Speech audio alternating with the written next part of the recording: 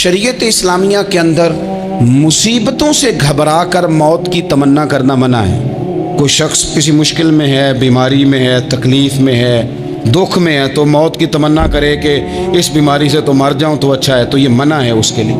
ہمارے ہاں کچھ لوگ لا علمی کی بنیاد پر چھوٹا سا جھگڑا گھر میں ہوا تو کہتا ہوں میں تو اللہ سے دعا کرتا ہوں میں اب مر ہی جاؤں۔ بھائی آپ اتنی سی بات نہیں سہ سکے اور آپ نے اتنی سی بات پر اتنی بڑی بات کر دی کہ میں اب چلا ہی جاؤں، اور یہ جھگڑوں کے اندر عام لوگ کہہ دیتے ہیں، یہ منع ہے۔ نبی پاک صلی اللہ تعالیٰ علیہ وسلم نے اس سے منع فرمایا، بلکہ مسلم شریف میں فرمایا کہ اگر تم نے کبھی دعا کرنی بھی ہو کسی وقت تو ان لفظوں سے کر سکتے ہو کہ یا اللہ جب تک میرا زندہ رہنا میرے حق میں بہتر ہے، مجھے دنیا میں رکھ، اور جب میرا یہاں سے چلے جانا تیری حکمت کا تقاضا ہے اور میرے حق میں بہتر ہے تو پھر مجھے ایمان کے ساتھ لے جا، پھر تو مجھے لے جا۔ تمنا موت کی کرنا اور مصیبتوں سے گھبرا کر کرنا، اور بھائی مشکلات میں جینا تو حسن ہے۔ اصل میں نا جس کی جان تھی نا اس کے نام نہیں نہ لگائی ہم نے کبھی بچوں کے نام لگا دی، کبھی کاروبار کے نام لگا دی، کبھی دوستوں کے نام لگا دی، پھر وہ بے وفا ہوا تو مرنے کو جی چاہا، وہ بے وفا ہوا تو مرنے کو جی چاہا، اس نے تنگ کیا تو مرنے کو جی چاہا۔ النبی اولیٰ بالمؤمنین من انفسہم، اللہ فرماتے ہیں تم نہیں جان کے مالک، میرا نبی تمہاری جانوں کا مالک ہے۔ جان پاوے نہ جان میرے محبوبہ، میں تے لگیاں توڑ نہ بھیساں، رات تیرے وچ رول کے مرساں، تے قدم نہ پچھاں ہٹیساں، شہر تیرے دے ٹکڑے منگساں، تے تیرے کتیاں دے قدم چمیساں، آزم اے جان امانت تیری، تو جدوں منگ سیں میں پیش کرے ساں۔ یہ تو کسی اور کی ہے، ہماری ہے نہیں۔ تو بہت سارے لوگ گھبرا کر ہو بڑی تکلیف آ گئی، بھئی آپ جلدی نہ کریں، بالکل جلدی نہ کریں، آپ حوصلہ پیدا کریں، اور جیا تو جاتا ہی مشکل میں ہے۔ اقبال نے کہا تھا کار جہاں دراز ہے اب میرا انتظار کر، یہ زندگی لمبی ہے، یہ مشکلات سے ہو کر کے گزرتی ہے، اس میں مد و جزر رہتا ہے۔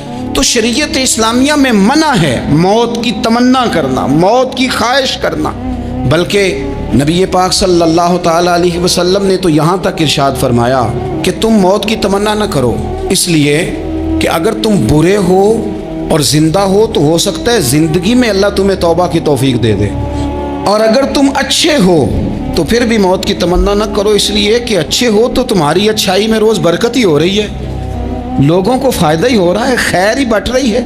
تمنا موت کی کرنا، اور ویسے بھی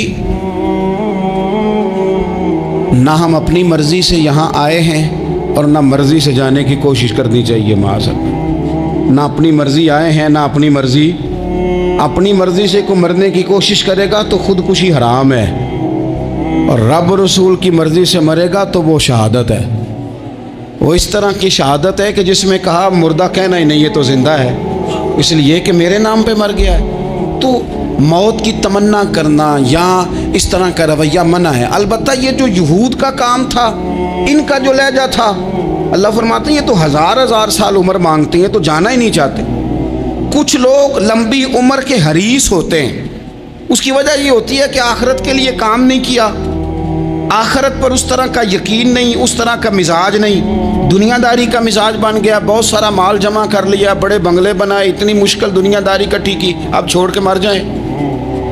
لوگوں کا مرنے کو دل ہی نہیں کرتا، کوئی ارادہ ہی نہیں ہے، بالکل نہیں دنیا چھوڑنا چاہتے، محنت سے کٹھی کی ہے، اتنے لاؤ لشکر بنائے ہیں، اب کیسے چھوڑ جائیں۔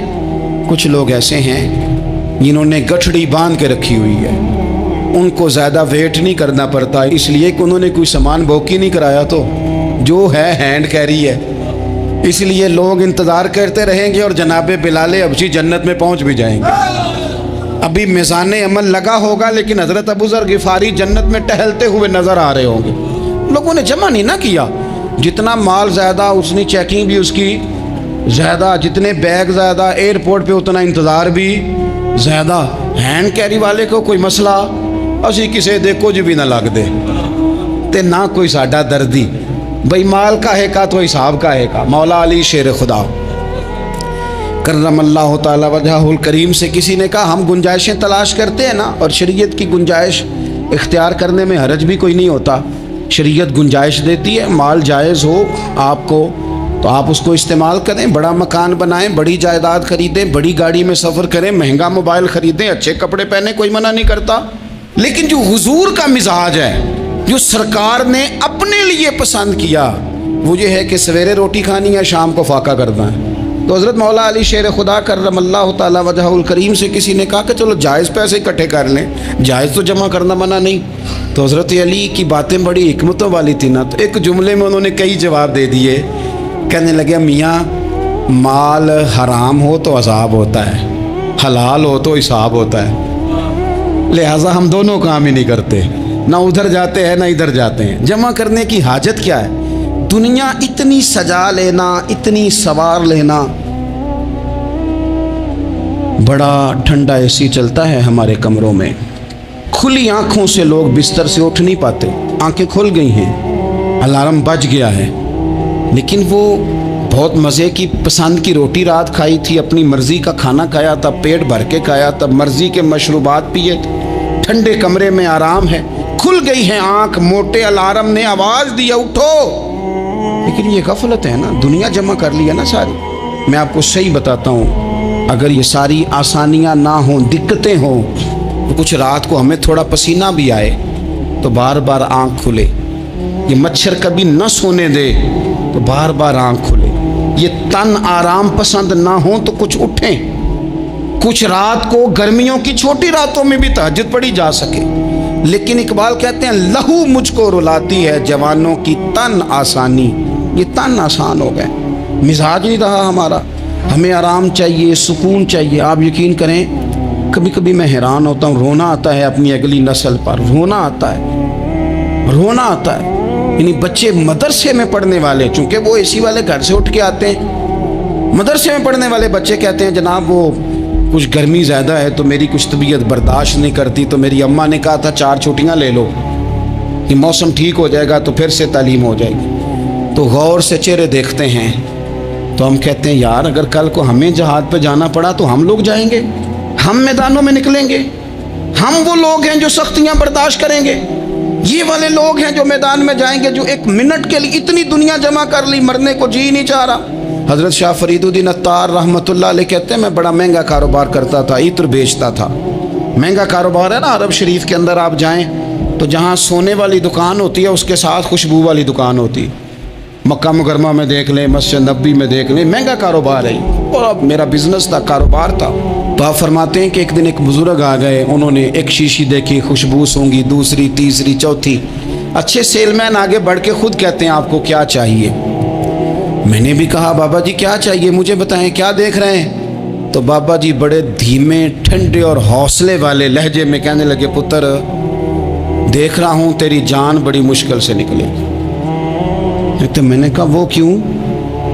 کہنے لگے اتنی مہنگا مہنگا تو نے مال جمع کیا ہے, کبھی مرنے لگے گا تو یہ یاد آئے گا, کبھی وہ یاد آئے گا, کبھی سادہ کر لیں, اس کو سادہ کر لیں, کبھی اس سوسائٹی والا پلاٹ یاد آئے گا, کبھی ادھر والا یاد آئے گا, کبھی لاہور والا یاد آئے گا. کہاں مرنے کو جی چاہتا ہے. اور پھر ایک اور دھوکہ ہے, میں بچوں کے لیے کر رہا ہوں. بچوں کے نام تو ایک دھیلا بھی نہیں, وہ تو سارا آپ کے اپنے نام ہے. ایسے ہی بہانہ بنائے ہوئے بچوں, کس بچے کے نام؟ بچے نے تو 50 دفعہ کہا ہے کہ وہ ایک دکان بیچ دو, میں نے کام کرنا ہے. تو ابا کہتا مراں گا تو تاں بکے گی. کہاں بچوں کے لیے؟ کون کہتا ہے بچوں کے لیے؟ یہ تو خواہشات ہیں جن پر ہمارا اپنا قبضہ ہے, ہر کنجی تو ہماری جیب میں. کون کہہ رہا ہے؟ وہ تو کبھی جا کے ملے گا ان کو جب موقع آئے گا. تو کہا یہ اتنا مال جمع کیا ہے تم پتر, تیری جان تو مشکل سے نکلے گی. تو کہتے ہیں میں دنیا دار تھا, دنیا دار کو نصیحت کریں تو وہ غصہ کرتا ہے, طنز کرتا ہے. کہتے ہیں مجھے غصہ آیا تو میں نے جھٹ سے کہا, لوگ کہتے نہیں تم اپنی قبریں جانا ہے تو میں اپنی, کہتے میں نے جھٹ سے کہا, میں نے کہا بابا میری جان تو مشکل سے نکلے گی تو تیری کیسے نکلے گی؟ کہتے ہیں بابا جی کہنے لگے پتر ادھر آنا ذرا. تو میں کاؤنٹر کے اوپر سے ہو کے بابا جی کے پاس آیا, وہ میری دکان کے فرش پہ لیٹے, کعبے کو منہ کیا, کلمہ پڑھا اور ان کی روح پرواز کر گئی. عرش فرشتے بانگاں ملیاں, مکے پہ گیا شور, بلے شاہ اسی نہیں مرنا, اے تے مر گیا ہی کوئی ہور, نالے وارث شاہ ہو کدوں مر دے جنہ کیتیاں نیک کمائیاں نے. کہا یہ دیکھ لو مر گئے، بس اتنی کام تھا، تیاری ہے۔ امام غزالی کا آخری وقت تھا نا، تو انہوں نے وضو کیا، غسل کیا، خوشبو لگائی، اپنے ہاتھوں سے چادر بچھائی، پھر تکیہ رکھا، پھر لیٹے، پھر حضور پہ درود پڑھا، اور پھر کہنے لگے رب اگر تیری مرضی ہے تو غزالی بھی تیرا تیار ہے۔ بس یہ جملے زبان پہ تھے اور روح پرواز کر گئی۔ موت کو سمجھے ہیں غافل اختتام زندگی، یہ ہے شام زندگی، پھر صبح دوام زندگی۔ عزیز بھائیو، ہم نے نا بڑی آسائشیں جمع کر لی، بڑا کچھ اپنی عقل کے زور پر ہم نے اکٹھا کر لیا۔ نہیں ہمارا پروگرام، کسی سے پوچھ لیں صحت کیسی ہے، تو عمر اگر اس کی بڑی اوپر بھی چلی جا رہی ہو، اب تو خیر سالگرہ میں آنے کا رواج ہر جگہ آ گیا ہے، ہم سے بھی لوگ پوچھتے ہیں کہ آپ بتائیں آپ کس تاریخ کو پیدا ہوئے تھے، تو میں کہتا ہوں کوئی کارنامہ سر انجام دے لینے دو، پھر بتا دیں گے۔ ابھی تو کچھ کر نہیں سکے، کچھ بتائیں گے تو کچھ دن بھی منا لیں گے، ابھی تو لگتا ہے کہ بڑا وقت ضائع ہو گیا ہم سے۔ تو عزیز بھائی، کوئی نہیں کہتا کہ اب ٹائم آ گیا ہے، شوگر ہو گئی ہے، بلڈ پریشر ہو گیا ہے، طبیعت خراب رہتی ہے، فلانا مسئلہ ہو گیا ہے، تو تمنا موت اور موت کا ڈر اور نہ مرنے کا ارادہ اور دنیا سے دل کو لگا کے رکھنا اور ہر وقت جینے کی خواہش پیدا کرنا اور ہر وقت حل میں مزید کی دوڑ میں رہنا، وہ لوگ اس لیے تیار رہتے تھے، دعائیں مانگتے تھے شہادت کی، کہ انہوں نے نا دنیا بنائی نہیں تھی۔ حضرت عمر نے تو دوسرا کرتا نہیں پہنا ساری زندگی، وہ جو مکان آ رہا تھا وہی چل رہا تھا، وہ تو تھوڑے پہ قرضہ تھا ان پہ، لیکن ہر نماز کے بعد صحیح بخاری میں موجود ہے وہ دعا مانگتے تھے، اللہم ارزقنی شہادتا فی سبیلک، یا اللہ ایسا نہ ہو میں تب بھی موت چلا جاؤں، مجھے اپنے رستے میں شہادت کی موت دینا۔ ہر نماز کے بعد دعا مانگی جا رہی، لیکن شہادت والی موت کی نہیں، شہادت والی موت، اللہم ارزقنی شہادتا فی سبیلک۔ اور مالک مدینہ چھوڑنے کو دل نہیں کرتا، یا اللہ شہادت کی موت دینا، اور دینا بھی اپنے نبی کے شہر کے اندر، یہیں رہوں، یہیں میرا مدفن بنے۔ اللہ نے انہیں موقع دیا۔ آپ دیکھیں نا، ان لوگوں کا دل کرتا تھا۔ حضرت خالد بن ولید رضی اللہ تعالیٰ عنہ ساری زندگی میدان میں گزاری، پورے جسم میں 1 انچ جگہ باقی نہیں تھی جہاں زخم نہ ہو، ساری زندگی میدان میں رہے، لیکن آخری وقت روتے تھے، فرماتے تھے اس کی بے نیازی دیکھو، میں شہادت کے لیے میدان میں رہا لیکن شہادت میرا مقدر ہی نہیں تھی۔ اور پھر آخری وقت بھی فرمایا میرا گھوڑا، میرے کپڑے، میری زرہ، میری تلوار یہ کسی مجاہد کو دے دینا، چلو میں اب جہاد میں نہیں ہوں تو میرا سامان تو جہاد میں رہے، کسی مجاہد کو دینا۔ ان لوگوں نے جتنی محنت کی نا مرنے کے بعد کے لیے کی، مرنے کے بعد کے لیے، زندگی کا جو دوسرا پل ہے اس کے لیے کوشش کی، وہاں انہوں نے صدقات جمع کرائے، خیرات جمع کرائے، عبادات جمع کرائیں، حسن اخلاق جمع کرایا، اچھا سلوک جمع کرایا، انہوں نے آخرت کے بینک میں ڈھیروں مال جمع کرایا، وہاں ان کے مکان بک ہوئے، جنت میں ان کے نام کی بڑی بڑی جگہیں اللہ تبارک و تعالیٰ کے فضل سے طے کی گئیں، تو پھر انہیں وہاں جانے میں کوئی دشواری بھی نہیں تھی، انہیں کوئی مشکل نہیں تھی، وہ تیار تھے۔ لیکن چونکہ ساری محنت ہی دنیا کے لیے ہے، وہ جو خاص ایک آخرت پر مسلمان کا ایمان اور یقین اور تیقن تھا، اس طرف ہمارا مزاج نہیں۔ آپ دیکھیے حضرت ملک الموت اسرائیل علیہ السلام نا حضرت ابراہیم علیہ السلام کی روح قبض کرنے کے لیے حاضر ہوئے، تو کہا جناب چلیے آپ کی روح لینے آیا ہوں۔ تو حضرت ابراہیم علیہ السلام فرمانے لگے اسرائیل، یہ قاضی ثناء اللہ صاحب پانی پتی رحمۃ اللہ علیہ نے اس کو تفسیر مظہری میں لکھا ہے، حضرت ابراہیم خلیل اللہ علیہ السلام فرمانے لگے اسرائیل، کیا کوئی خلیل بھی اپنے خلیل کی روح قبض کرتا ہے؟ واتخذ اللہ ابراہیم خلیلا، اللہ نے تو مجھے دوست بنایا، دوست ہو کے دوست کی روح قبض کرنے جا رہا ہے۔ حضرت اسرائیل نے ارادہ چھوڑا اور حضرت ابراہیم کا وہ جملہ لے کے رب کی بارگاہ میں حاضر ہوئے، عرض کی مالک جناب ابراہیم علیہ السلام نے فرمایا ہے کہ اللہ کی بارگاہ میں عرض کرو کہ مالک کیا کوئی خلیل بھی اپنے خلیل کی روح قبض کرتا ہے؟ تو رب کریم نے فرمایا اب میرا بھی پیغام جا کے جناب ابراہیم کو دے دو، ان سے جا کے کہو رب فرماتا ہے کیا کوئی خلیل بھی اپنے خلیل کی ملاقات کو ناپسند کرتا ہے؟ آپ کو تو ملنے کو بلا رہے ہیں. موت تو ایک پل ہے, یہاں سے گزریں گے تو جا کے محبوب سے ملیں گے. تو کیا کوئی خلیل بھی ناپسند کرتا ہے کہ وہ اپنے خلیل سے ملاقات نہ کرے؟ حضرت سیدنا اسرائیل علیہ السلام پیغام لے کے آئے اور کہا ہے اللہ کے خلیل رب فرماتا ہے کیا خلیل بھی خلیل کی ملاقات کو؟ تو حضرت ابراہیم تو کھول کے روئے, کہنے لگے اب دیر نہ کر, اب ذرا جلدی کر, اب ذرا جلدی لے جا. اور میرے نبی پاک صلی اللہ علیہ وسلم نے فرمایا, سیاستہ میں حدیث ہے, فرمایا تم میں سے جو رب سے ملنے کو پسند کرتا ہے نا, جو اللہ سے ملنے کا شوق رکھتا ہے نا, اللہ بھی اس کی ملاقات کو پسند فرماتا ہے. تم میں سے جو رب سے ملنے کا شوق رکھتا ہے, اقبال کیا کہتے ہیں, کہتے ہیں تیرے عشق کی انتہا چاہتا ہوں, تو میری سادگی دیکھ میں کیا چاہتا ہوں, میرا ذرا سا تو دل ہے مگر شوق اتنا, میں وہی لن ترانی سنا چاہتا ہوں. مالک میرا دل کرتا ہے میں تجھ سے کہوں رب آریلی, میں تجھے دیکھنا چاہتا ہوں, اور تو مجھے کہے لن ترانی, تو نہیں دیکھ سکتا. میرا ذرا سا تو دل ہے مگر شوق اتنا, میں بھی وہی لن ترانی سنا چاہتا ہوں. پھر خود ہی کہنے لگے او بھری بزم میں راز کی بات کہہ دی, میں بڑا بے ادب ہوں سزا چاہتا ہوں.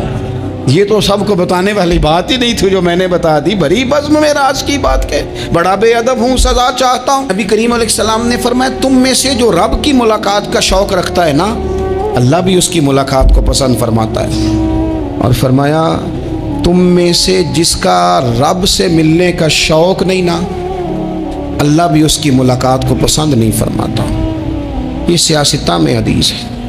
ایک دفعہ غور کر نہ لیں, فلاں سے ملنے کو بھی جی چاہتا ہے, فلاں علاقہ دیکھنے کو بھی جی چاہتا ہے, فلاں کی ملاقات کو بھی جی چاہتا ہے. کبھی اس کو ملنے کو بھی جی چاہتا ہے جس نے بنایا ہے سارا کچھ, کبھی اس کی صحابہ تو تڑپ کے حضور کی بارگاہ میں آئے تھے نا, وَإِذَا سَأَلَكَ عِبَادِي عَنِّي فَإِنِّي قَرِيبٌ, تڑپ کے کہا تھا یا رسول اللہ صلی اللہ علیہ وسلم سالوں بیت گئے, سجدے کرتے, عبادت کرتے, روزہ رکھتے, حج کرتے, زکوٰۃ دیتے, اب دل کرتا ہے کبھی وہ ملے, کبھی اسے دیکھیں. کبھی ہے حقیقت منتظر نظر آنا لباس مجاز میں, لاکھوں سجدے تڑپ رہے ہیں میری جبین نیاز میں, دل کرتا ہے ملنے کو. تو جب صحابہ نے آ کے حضور کی بارگاہ میں یہ عرض کی نا یا رسول اللہ رب سے ملنے کو جی چاہتا ہے, تو اللہ نے فرمایا وَإِذَا سَأَلَكَ عِبَادِي عَنِّي فَإِنِّي قَرِيبٌ, اے محبوب جب میرے بندے آپ کے پاس آ کے میرے بارے میں سوال کریں تو ان سے فرما دو میں تو ان کے قریب ہی ہوں. جب بھی دعا مانگیں گے میں ان کی دعاؤں کو قبول فرماؤں گا, میں قریب ہوں ان کے. اپنے دل کے اندر شوق ہو, اللہ رسول کی طرف بڑھنے کا شوق ہو. مسلمان موت سے نہیں ڈرتا, لیکن صحیح بخاری اور صحیح مسلم میں حدیث ہے, نبی پاک علیہ الصلوۃ والسلام نے فرمایا آج ایک مسلمان 1000 کافر کو آگے لگا لیتا ہے اور کافر بھاگ جاتا ہے, ایک وقت آئے گا ایک کافر ہوگا اور 1000 مسلمان کو بھگا ڈالے گا. یا رسول اللہ کیوں؟ ہمارے پاس اسلحہ نہیں ہوگا, ہمیں لڑنے کا سلیقہ نہیں آئے گا. نبی پاک علیہ السلام نے فرمایا یہ مسئلہ نہیں, تمہیں وہن ہو جائے گا, وہن. یا رسول اللہ یہ وہن کیا ہوتا ہے؟ تو حضور نے فرمایا تمہیں نا زندگی سے پیار ہو جائے گا, تمہیں مرنا برا لگے گا, کراہت آئے گی مرنے سے, تم مرنا نہیں چاہو گے. تو جب کسی کو زندگی سے پیار ہو جائے تو پھر وہ بھاگتا ہے, پھر وہ ہر بندے کی ہر بات مانتا ہے چونکہ وہ جینا چاہتا ہے. اور کچھ لوگ ایسے ہوتے ہیں وہ جب بدر میں مسلمان پہنچے نا تو جاسوس بھیجا ابو جہل نے, کہا جاؤ پتہ کر کے آؤ لوگ کتنے ہیں اور ان میں جوان کتنے ہیں, بوڑھے کتنے ہیں اور اسلحہ کتنا ہے. جاسوسی اس دور میں بڑی آسان تھی, کوئی مخصوص وردی تو فوجیوں کی ہوتی نہیں تھی. تو وہ شخص آ گیا, مسلمانوں کو دیکھ کر واپس گیا, تو جا کے اس نے بدر کے دن ابو جہل سے کہا کہ وہ 313 ہیں اور ان میں بچے بھی ہیں, بوڑھے بھی ہیں اور اسلحہ بھی زیادہ نہیں, اور گھوڑے اور اونٹ اور سواریاں بھی تھوڑی ہیں. تو ابو جہل بڑا ہنسا اور معاذ اللہ کہنے لگا کیا ان نے ہم سے لڑنا ہے, تھوڑے سے تو لوگ آئیں, اس طرح کرو صبح نا انہیں پشتوں پہ باندھ کے نا گھوڑوں کی تو مکے لے چلتے ہیں, وہاں جا کے دیکھیں گے ان کے ساتھ کیا کرنا ہے. تو وہ جاسوس کہنے لگا پوری بات تو سن لے. اس نے کہا پوری بات کیا ہے؟ کہنے لگا آئے 313 ہیں پر گھر واپس جانے کا کسی کا بھی ارادہ نہیں, وہ کشتیاں جلا کے آئے ہیں, میں رات وہاں گزار کے آیا ہوں, میں نے بوڑھوں کو بھی شہادت مانگتے دیکھا ہے، میں نے بچوں کو بھی شہادت مانگتے دیکھا ہے، میں نے ایک ایک کے سینے میں مر مٹنے کا جذبہ دیکھا ہے۔ وہ جینے کی امنگ لے کے نہیں آئے، ہتھیلی پہ رکھ کے آئے ہیں جان، اور ایک ایک شخص شہید ہو کے جانا چاہتا ہے، اور وہ ایک دوسرے کے پیچھے چھپیں گے نہیں۔ یہ جو موت ہے نا، موت یہ تو ایک پل ہے، اس سے گزریں گے، اللہ رسول کے حضور جائیں گے، جنت کی نعمتیں، خدا کی تیار کی ہوئی رحمتیں مسلمان کا آگے بڑھ کے استقبال کریں گے۔ حضرت عمار بن یاسر رضی اللہ تعالیٰ عنہ کو زخم لگ رہا ہے میدان جہاد میں، اور تیز زخم لگ رہا ہے، سخت تکلیف میں۔ تو ایک شخص نے آ کے پوچھا کیا حال ہے؟ تو آپ فرمانے لگے حال کیا ہونا ہے، تھوڑا سا ٹائم رہ گیا ہے۔ تو بندہ پریشان ہو گیا، اس نے کہا کس بات میں؟ فرمانے لگے تھوڑا سا ٹائم رہ گیا، بس میں نبی پاک سے ملنے والا ہوں اور حضور کے صحابہ سے ملنے والا ہوں۔ حضرت عمار بن یاسر رضی اللہ تعالیٰ عنہ کہنے لگے تھوڑا سا ٹائم رہ گیا، تھوڑا سا مرنا مرنا ہر کوئی آکھے تے میں بھی آکھاں مرنا، تے جس مرنے تھی خوشبو نہ آوے او مرنا کی مرنا، تے جس مرنے وچ سونا راضی اس مرنے تو کی ڈرنا۔ ایک گل رکھنا یاد کہ میرا جس دن ہووے مرنا، سب کچھ کرنا، سب کچھ کر کے میرا منہ روزے ول کرنا، شاید میرا آقا آوے میں دیدار حضور دا کرنا۔ فرمایا کہ وہ تو بالکل قریب آ گیا ٹائم۔ حضرت سیدنا بلال حبشی رضی اللہ تعالیٰ عنہ آخری وقت ہے، لوگ بڑا اس کا منظر جب بیان کرتے ہیں تو خوفناک بیان کرتے ہیں، اس طرح کا لہجہ اختیار کرتے ہیں کہ بات سن کے بندہ کانپ جائے۔ سیدنا بلال حبشی رضی اللہ تعالیٰ عنہ بالکل آخری وقت ہے، جانے کا ٹائم۔ حضرت بلال کی اہلیہ قریب بیٹھی ہیں تو کہنے لگی بڑے غم کا موقع آ گیا، غموں کی رات شروع ہو گئی، حالات میرے لیے مشکل آ گئے۔ آپ نے فرمایا کیا ہوا؟ کہنے لگی آپ جا رہے ہیں؟ تو حضرت بلال کہنے لگے یہ غم کا موقع نہیں، یہ تو خوشی کا موقع ہے، میں جاؤں گا تو حضور سے ملوں گا نا، جاؤں گا تو نبی پاک سے ملاقات ہوگی، یہ تو میرا ملاقات کا وقت آیا۔ تو اپنی زندگی کے اندر انسان کچھ اپنی آخرت کے لیے کرے، کچھ زاد راہ جمع کرے، کچھ وہ تیاری کرے، کچھ اس کے پاس ایسے اعمال ہوں جس کی بنیاد پر اس کا رب رسول کی بارگاہ میں حاضری کو جی چاہے۔ حضرت سیدنا عثمان غنی رضی اللہ تعالیٰ عنہ السابقون الاولون میں سے ہیں، بڑے ابتدائی ایام میں جن لوگوں نے کلمہ پڑھ لیا تھا ان میں سے آپ کا شمار ہوتا ہے۔ آپ ایک بڑے بہترین سمجھدار اور زیرک قسم کے تاجر تھے۔ اللہ تبارک و تعالیٰ نے مال میں بڑی وسعت عطا فرمائی تھی، اس کے ساتھ ساتھ بڑا حسن و جمال تھا، بڑے خوبصورت تھے۔ اللہ تبارک و تعالیٰ نے اپنی ان نعمتوں سے آپ کو سرفراز فرما رکھا تھا، لیکن جو چیز آپ کے اندر اللہ تعالیٰ نے بہت زیادہ بڑھ چڑھ کے اللہ نے آپ کو عطا فرمائی تھی، وہ آپ کی فیاضی ہے، آپ کی سخاوت ہے، آپ کا خوف خدا ہے، اور آپ کے وجود کے اندر، آپ کے ذہن کے اندر، آپ کے لہجے کے اندر اللہ تبارک و تعالیٰ نے شرم و حیا کو کوٹ کوٹ کے بھرا ہوا تھا۔ ہمارا زمانہ جو ہے یہ بے باک لوگوں سے بھرتا جا رہا ہے، حیا تیزی سے رخصت ہو رہی ہے، نہ ہمیں حیا رہ گیا ہے بزرگوں کا، نہ علماء کا، نہ حیا رہ گیا ہے مشائخ کا، نہ حیا رہ گیا ہے اپنے بڑوں کا، حتیٰ کہ زبانیں کھلتی ہیں تو وہ اولیاء اللہ کا بھی حیا نہیں کرتی، کچھ لوگوں کی زبانیں کھلتی ہیں تو وہ حضور کی اولاد کا بھی حیا نہیں کرتی، معاذ اللہ کچھ ایسے بھی ہیں جو نبی پاک کے صحابہ کا بھی حیا نہیں کرتے۔ حضرت سیدنا عثمان غنی رضی اللہ تعالیٰ عنہ پیکر شرم و حیا تھے، پیکر شرم و حیا۔ آپ فرمایا کرتے تھے کہ جب سے میں نے حضور سید عالم علیہ السلام کے چہرہ نور کی زیارت کی ہے، میں نے کبھی اپنی شرمگاہ کو بھی نہیں دیکھا، اور جب سے میں نے یہ اپنا ہاتھ حضور کے دست اقدس میں دیا ہے، میں نے یہ سیدھا ہاتھ کبھی گندگی کو نہیں لگایا، آپ نے اپنی زندگی شرم و حیا کے اندر ڈھل کے گزاری۔ ہمارے ہاں لوگوں کے اندر مال و دولت آتا ہے نا، آج کل کے زمانے کی بات کر رہا ہوں، تو لوگ من چاہی زندگی گزارنا چاہتے ہیں۔ وہ کہتے ہیں اب میں اپنی ساری خواہشات کو پورا کروں گا۔ پیسہ جو جیب میں، مفت کا اعتماد دلاتا ہے پیسہ۔ پیسہ آدمی کے اندر کچھ ایسی قوتیں پیدا کرتا ہے کہ وہ نہ چاہتے ہوئے بھی کچھ ایسے کام کر جاتا ہے۔ اس کے ذہن میں سودا سما جاتا ہے کہ میری جیب میں پیسے ہیں، مفت کا اعتماد ہے۔ جو ان کے اپنے ہوتے ہیں ان سے لوگ دور نکل جاتے ہیں، رشتہ داروں سے، دوستوں سے، احباب سے، پرانے لوگوں سے کٹ جاتے ہیں، جیب میں پیسہ جو آ جاتا ہے۔ لیکن مصنف ابن ابی شیبہ میں بڑا ہی خوبصورت انداز حضرت عثمان غنی کے بارے میں موجود ہے۔ فرمایا صحابہ نے کہ حضرت عثمان غنی کو اللہ نے گرچہ مال بڑا دیا تھا، لیکن وہ سب سے بڑھ کر اپنی شرمگاہ کی حفاظت کرنے والے تھے، اور سب سے بڑھ کر اپنے رشتہ داروں کے ساتھ صلہ رحمی کرنے والے تھے۔ بھلایا نہیں کسی چیز کو۔ انہوں نے اپنے آپ کو شرم و حیا میں ڈھال کے رکھا۔ حضرت عثمان غنی رضی اللہ تعالیٰ عنہ کے بارے میں کسی نے بڑے خوبصورت جملہ کہا ہے۔ اس نے کہا ہے جب بھی کوئی شرم و حیا پہ دیوان لکھے گا تو لازم ہے کہ وہ سیرت عثمان لکھے گا۔ کائنات والے جب بھی شرم و حیا پر کچھ تحریر کریں گے تو وہ سیدنا عثمان غنی پر لکھیں گے۔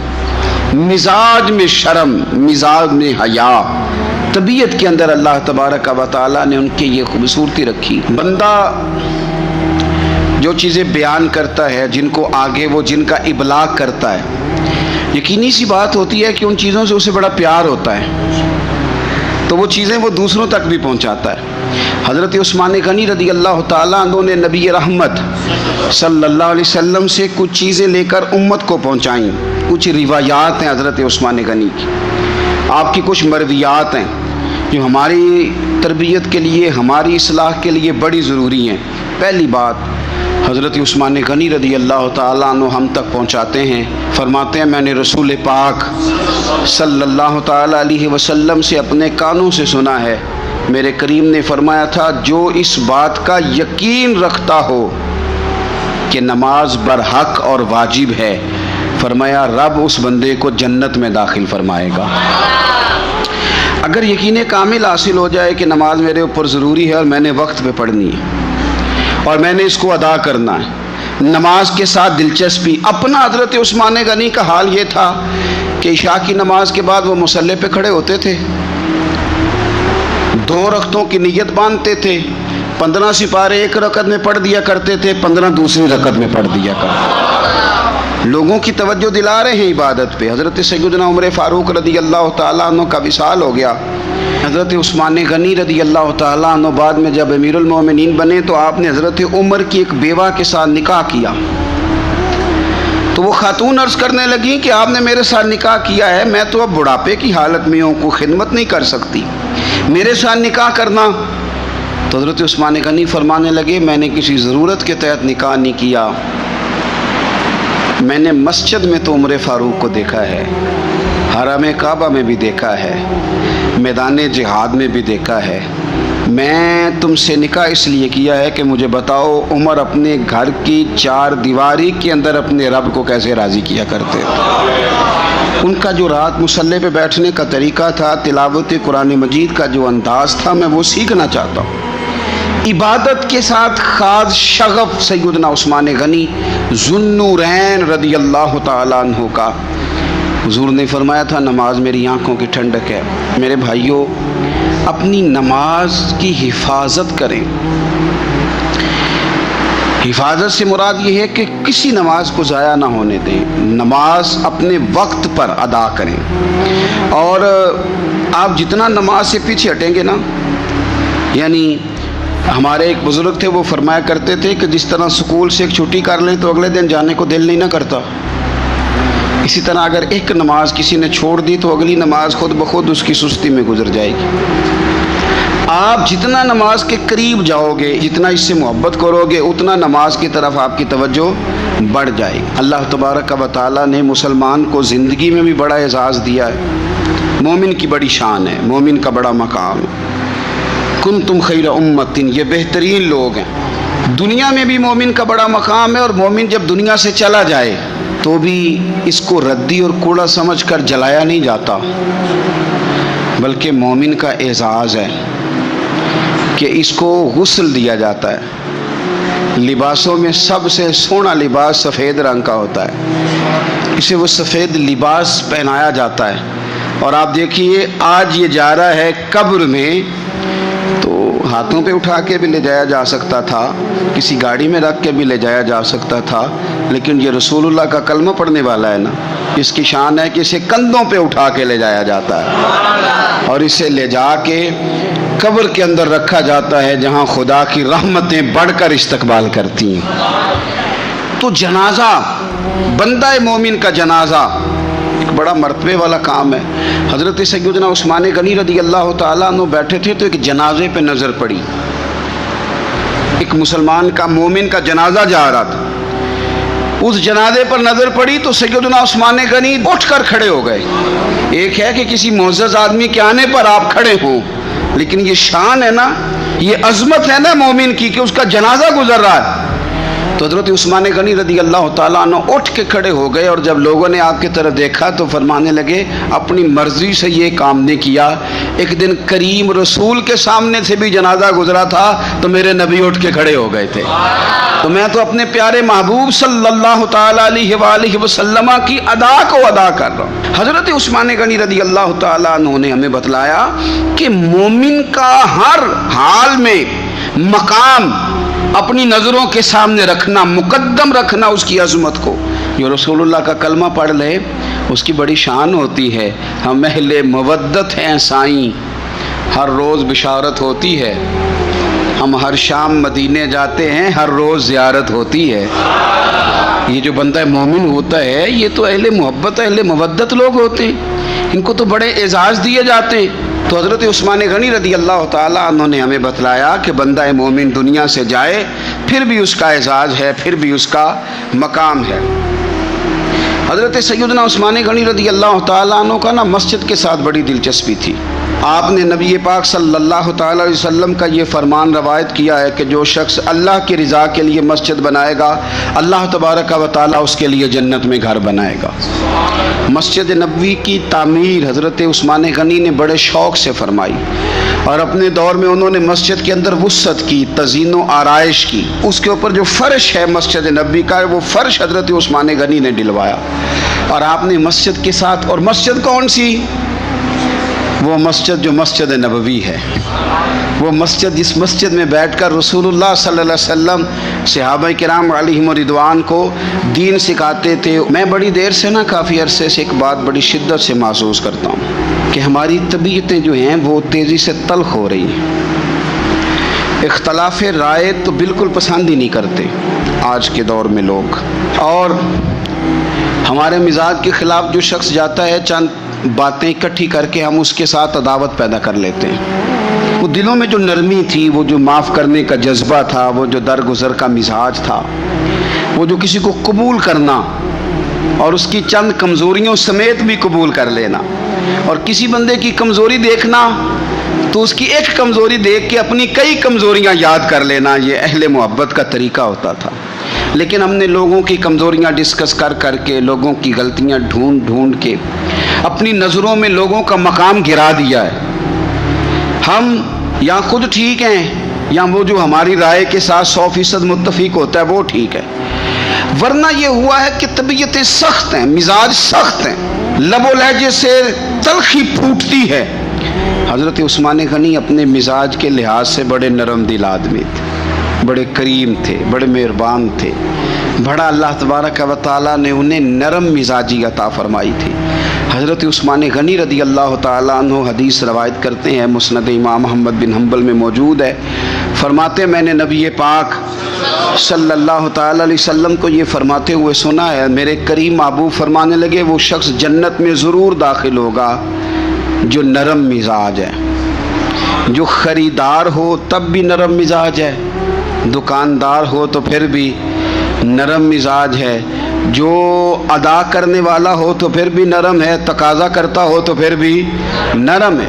جو ہر معاملے میں نرم مزاج، اعلیٰ حضرت بریلوی رحمۃ اللہ علیہ ملفوظات شریف میں فرماتے ہیں جو کام نرمی سے ہوتا ہے وہ سختی سے ہوتا ہی نہیں۔ نرمی سے جو چیز آپ آگے اس کا ابلاغ کر سکتے ہیں، اس کو پہنچا سکتے ہیں، وہ کام سختی سے نہیں ہوتا۔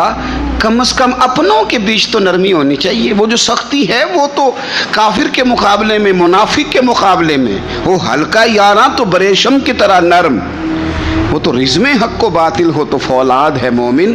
تو حضرت عثمان غنی رضی اللہ تعالیٰ عنہ ہمیں یہ سبق پڑھاتے ہیں کہ اپنے مزاجوں میں نرمی لائی جائے، اپنی طبیعتوں کو ہمیشہ نرم کرنے کی کوشش کی جائے۔ حقوق العباد کا معاملہ ہمیشہ سے سخت ہے، اور ہم نہ حقوق العباد کے معاملے میں بڑے خود غرض ہیں، اپنی مرضی کے حق ہم ادا کرتے ہیں، اپنی مرضی کے۔ حقوق العباد سے مراد بندوں کے حقوق ہیں، ایک دو رشتوں کے حقوق نہیں۔ اور یہ حقوق ہمارے اوپر عائد کس نے کیے ہیں؟ اللہ تعالیٰ نے۔ آپ اپنے بچوں کے حقوق ادا کرتے کرتے کسی غریب کے حق پہ ڈاکہ نہیں ڈال سکتے۔ آپ اپنے ماں باپ کا حق ادا کرتے کرتے کسی کا حق کینچی لگا کے کاٹ نہیں سکتے۔ آپ یہ کہیں کہ میں نے اپنا گھر بنانا ہے تو بڑے سارے گھر بے آباد کر دیں۔ جس طرح اپنے بچوں کا آپ پر حق ہے، اسی طرح ملت کے بچوں کا بھی تو حق ہے۔ جس طرح آپ کا اپنا گھر آپ کے لیے بڑا اہمیت کا حامل ہے، اسی طرح سے جو باقی گھر ہیں وہ بھی تو اہمیت کے حامل ہیں۔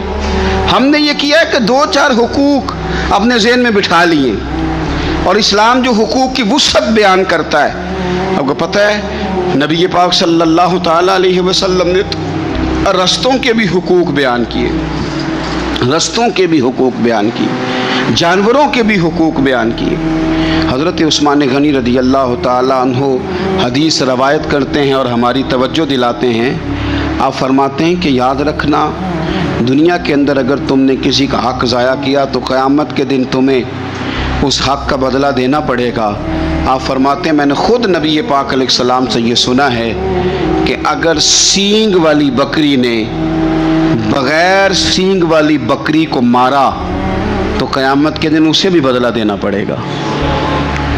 اگر سینگ والی بکری نے بغیر سینگ والی بکری کو تکلیف دی تو وہ بھی قیامت کے دن اسے بھی استفسار کیا جائے گا، پوچھا جائے گا۔ تو بھائی ہمیں خیال کرنا چاہیے۔ حقوق العباد کا معاملہ بڑا نازک ہے، بڑا باریک ہے، بڑا محتاط ہو کر کے چلنے کی ضرورت ہے۔ کسی جگہ بھی حقوق العباد کے مسئلے میں اپنے آپ کو کمزور نہ کریں، کوشش کریں جس حد تک ہو سکے آپ نازک مزاجی کے ساتھ حقوق کے معاملے کا خیال کریں۔ انسان کو اپنی زندگی حقیقت کے آئینے میں گزارنے کی کوشش کرنی چاہیے۔ بہت ساری خوش فہمیوں سے، بہت ساری غلط فہمیوں سے اور بہت سارے دعووں سے اپنے آپ کو بچا کے رکھنا چاہیے۔ اللہ تعالیٰ کی رحمت پر امید رکھنا، نبی پاک صلی اللہ تعالیٰ علیہ وسلم کی شفاعت کی امید رکھنا، نیک اور صالحین کی نسبت کی امید رکھنا، یہ برا نہیں، یہ بڑا ہی بہترین ہے، یہ بڑا ہی خوبصورت عمل ہے، اس کی بہت ساری برکات ہیں۔ لیکن کسی غلط فہمی کا شکار ہو جانا اور یہ ساری امیدیں وابستہ کر کے یا ان ساری باتوں کو پیش نظر رکھ کے بے عمل ہو جانا، اپنی زندگی کو امور خیر سے پیچھے کر لینا، یہ نہ صرف یہ کہ قابل تحسین نہیں بلکہ یہ قابل توجہ ہے، اس کی اصلاح کی ضرورت ہے۔ قرآن مجید سورہ بقرہ سے جو آیہ کریمہ میں نے تلاوت کی ہے، اس میں اللہ تبارک و تعالیٰ نے اسی بات کا ذکر اہل یہود کے لیے فرمایا ہے۔ یہودی جگہ جگہ قرآن مجید بتاتا ہے کہ کہیں کہتے تھے کہ ہم اللہ کے بیٹے ہیں، معاذ اللہ، اللہ کے بڑے پیارے ہیں، ہمیں تو تھوڑے دنوں کے لیے عذاب ہوگا، بڑی جلدی ہمیں معاف کر دیا جائے گا۔ وہ بڑی لمبی چوڑی خوش فہمیوں کا اظہار کرتے اور بڑے بڑے دعوے کرتے۔ پھر چلتے چلتے انہوں نے ایک اور دعویٰ کر دیا، کہنے لگے کہ آخرت کا گھر تو صرف ہمارے لیے ہے، جنت میں صرف یہودی جائیں گے اور کوئی نہیں جائے گا۔ اللہ تبارک و تعالیٰ نے ان کے اس دعوے کا ذکر فرمایا ہے۔ یہ دیکھیں دعویٰ کتنا بڑا ہے کہ آخرت کا گھر تو صرف ہمارے لیے، फ़कत हमारे लिए। मुसलमान ये दावा नहीं करते। नबी पाक सल्लल्लाहु ताला अलैहि वसल्लम ने जब इस बात का इजहार किया है तो इस तरह किया है, फरमाया जन्नतियों की 120 सफ़े होंगी और 80 मेरी उम्मत की होंगी। लेकिन ये भी फरमाया कि बाकी लोग भी तो होंगे ना, उनकी 40 सफ़े हैं लेकिन जन्नत में दूसरे पिछले लोग भी मौजूद होंगे। ये दावा नहीं किया कि सिर्फ मुसलमान जाएंगे, इनसे पहले जो नबी और उनकी ईमानदार और नेक उम्मतें गुजरी हैं उनमें से कोई जन्नत में ही नहीं जाएगा, ये नहीं फरमाया। लेकिन ये इस तरह के दावे बाज़ लोग करते हैं और सुनाई देते हैं।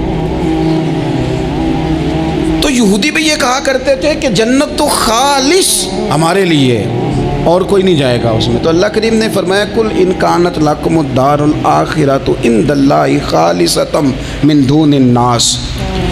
ए महबूब अलैहिस्सलाम, आप इनसे फरमा दें अहले यहूद से कि अगर आखिरत का घर अल्लाह के नज़दीक बाकी सब लोगों को छोड़ के खालिस तुम्हारे लिए ही है, सब को छोड़ के सिर्फ तुम्हारे लिए है आखिरत का घर, तो फतमन्नउल मौत, तो फिर जन्नत में तो मर के जाना है ना, लिहाजा मौत की तमन्ना तो करो।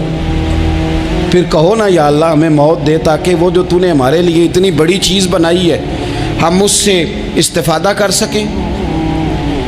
फिर तुम मौत की तमन्ना करो इन कुन तुम सादिकीन, अगर तुम सच्चे हो। लेकिन रब फरमाता है वलन यतमन्नऊहु अबदम बिमा कद्दमत ऐदीहिम, ये कभी भी मौत की तमन्ना नहीं करेंगे, इन्हें पता है जो इन्होंने कमाई करके आगे भेजी है। ये मौत के दावे करेंगे कि जन्नत में सिर्फ हम ही जाएंगे, लेकिन कभी भी मौत की तमन्ना, ये कभी मौत की तमन्ना नहीं करेंगे, इसलिए कि इन्हें पता है कि हमने आखिरत के लिए क्या। ये जो बहुत सारे लोग कहते हैं ना मेरी निस्बत और मेरी बात और बल्ले बल्ले सारा कुछ मैं ही हूँ, तो उनसे कहो फिर सारा पैसा कोठी पे ही लगाए जाते हो, फिर तो जन्नत तुम्हारा इंतज़ार कर रही है, फिर यहाँ इतने खर्चे करने की तुम्हें क्या मुश्किल पड़ी हुई। कुरान मजीद कहता है ये कभी भी मौत की तमन्ना नहीं करेंगे, इनको पता है जो आमाल इन्होंने करके भेजे हैं। वल्लाहु अलीमुम बिज़्ज़ालिमीन, अल्लाह ज़ालिमों को जानता है, अल्लाह को ख़बर है।